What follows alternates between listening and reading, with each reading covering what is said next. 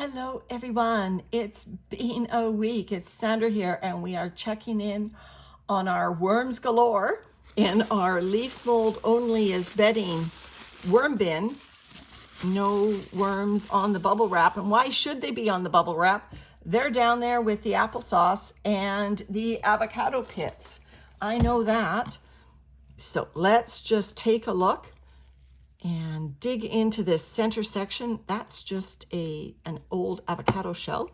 So I'm giving conventional food to this worm bin, but only leaf mold, semi-processed leaf mold as the source of carbon.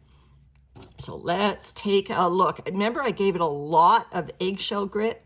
That's the white flecks that you're seeing everywhere. That's okay. Let me just stir this bin up a tad. There's my stick pretending to be a dead worm. Still, oops, sorry about that. Still excellent moisture retention in this bin. In all corners. Not seeing any worms in the corner. You know what that means. They've got to be in the feeding area. I guess there's a couple worms that I'm digging up. And just look, if you can see, look at how beautiful those worms are. That's just a little one, but such a beautiful color. All right, let's do this last corner, and then I will go for that center section where I put a lot of avocado pits as well as the applesauce. Here's our old corn cob. I'll just see whether there was still interest under this area of the corn cob like there was last time. It's crumbling beautifully. See some cocoons. Not hearing worms. Remember the squishing sound last time under the corn cob? No, I think the worms have said, you know, just leaving a few juveniles around to clean up the corn cob. And let's now dig into that center section and see what we find in our applesauce and avocado pit area. I'm using this bin to go through some avocado pits because it's got such great moisture. I'm not expecting the avocado pits, here's one, to be opening yet. They've only been in here a week, and sure enough, they are still firm. So it's going to make this bin hard to fluff for the future, but on the other hand, when they all open, it will be a lovely feeding for these worms. Here's another lovely deep crimson colored worm. I just filmed my by the book bin where I remarked I'm going to do a comparison one day comparing these worms that are raised in carbon from leaf mold, comparing it with my by the book bin, which is carbon from shredded cardboard. All right, so I'm moving away some of these avocado pits.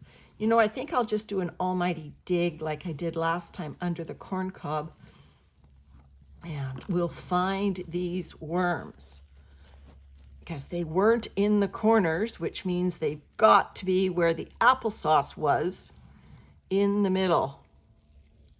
And sure enough, that's where the worms are. I coated those avocado pits with applesauce, and that's where the worms are, and that's where the castings are. I didn't even go all the way to the bottom. This is dense castings now. This bin is on the final stretch, folks. This ball of worms that I'm holding, first, let me just say, if you've never done this, this is just so exciting. I need a life. This ball of worms is, you know, just full of dense castings. There's no longer any food that we can see in here, but the worms are going after microbes. So it's also very moist. So this bin is never going to dry out if I continue to feed it moist feedings. And, you know, and I said that last time, and I gave it the applesauce anyway. the worms have obviously enjoyed it. Look at these castings in the middle. And the fact that I didn't find them in all the corners every other time I've fed this bin, I've remarked at how great a rich material the leaf mold was for worms, because I always found worms in every corner of this bin, despite having a feeding zone.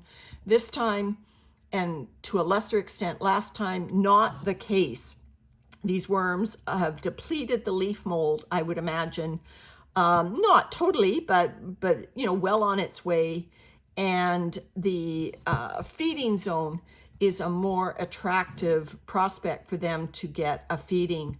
So my decision to uncover the bin this week was obviously just in time to try to get some air into this. This is way too damp to be siftable. You can see it's sticking to my hands. Normally when I'm in my worm bins that are running at a siftable level of moisture, my hands come out pretty much clean. And, I just dust them off and they're done. So this bin is obviously running right up there at the moisture levels that worm actually like for breeding. They like the enhanced moisture, and the cocoons like it for hatching. My explosion of worms in this bin is testimony to that. Oops, there's one hanging out on my finger. No food for you there, but off you go. So it's testimony to the fact that this worm bin is growing in population. And so what I'm going to do is I'm going to give this bin a dry feeding, because feeding it moist food from this point on is not going to get me to the finish line. All right, let me go get a dry feeding and I will be right back with my muddy hands. So what I'm going to do for these worms is I'm going to start feeding them Gaetano's from Northeast Worms, his worm chow. I ordered 2 pounds of it. I'm sure it's more than 2 pounds. I can barely lift it, Gaetano. Thank you. And I'm going to start feeding it on the surface. Now, I've seen lots of YouTube videos where people bury it with their food scraps, but I'm going to start surface feeding these worms. I'm going to replace the bubble wrap after the feeding, and then I'm going to darken the surface of the bin so the worms will come up to feed. This material is moist, which I also understand worm chow needs good moisture for the worms to eat the food. So I think it's a good candidate for worm chow. It won't make the bin more moist, which was my main point. So I've got a little bit, and I'm just going to dust the surface here. Now, there are a lot of worms in here. I'm not clumping together the worm chow. I've just put a handful, or not even a full handful of it, on the surface. These worms will need to be fed more than once a week. Again, my understanding with worm chow is now I just watch and I see how quickly the worms deplete this worm chow, and I feed again when the worm chow is no longer visible. So I'm going to have to keep an eye on this bin over the next few days as the worms finish up this feeding. All right. Thanks everyone for watching. Bye for now.